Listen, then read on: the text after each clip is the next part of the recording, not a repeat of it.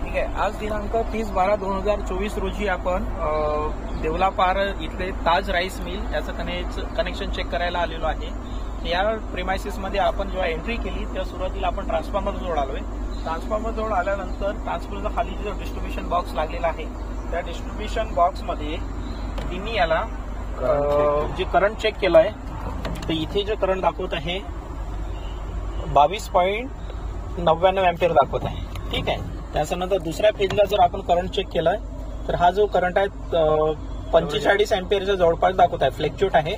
त्याच्यानंतर तिसऱ्या फेजला आपण करंट चेक केलं तर हा जो करंट आहे 40 अँपिअरच्या जवळपास दाखवत आहे.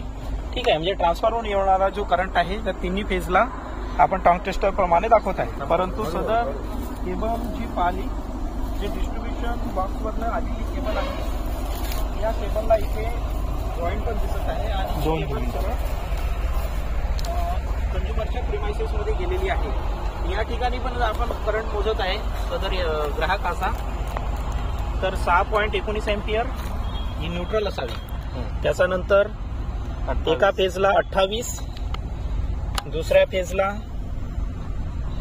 30 अँपिअर आणि त्याच्यानंतर तिसरा जो फेज आहे ते याला 25 अँपिअर करंट दाखवत आहे. दोन जॉईंट दिसत आहे. एक जॉईंट आहे आणि समोर एक जॉईंट.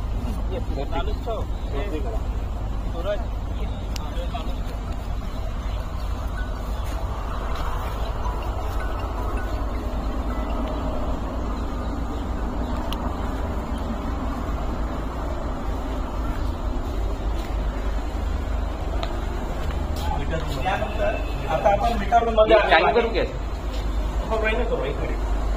मीटर रूम मध्ये आलेलो आहे. तर मीटर रूम मध्ये ग्राहकाचा जीनस मेक असलेला 5832-172 हा त्याचा मीटर क्रमांक आहे.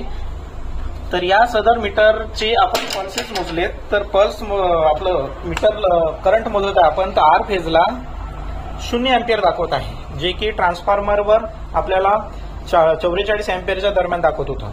त्यानंतर वाय फेजला आपण इथे 10 अँपिअर करंट दाखवत आहे आणि बी फेजला इथे 0 अँपिअर दाखवत आहे. म्हणजे दोन आर आणि बी फेजला 0 अँपिअर आणि फक्त वाय फेजला 10 अँपिअर करंट दाखवत आहे. म्हणजे ट्रान्सफॉर्मरच्या डिस्ट्रीब्युशन बॉक्समध्ये जो करंट दाखवत आहे आणि मीटरच्या इनकमर मध्ये जो करंट दाखवत आहे याच्यामध्ये खूप मोठ्या प्रमाणात तफावत आहे.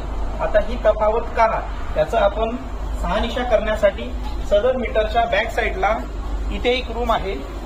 हे बघा इथे एक रूम आहे. या रूम मध्ये आपण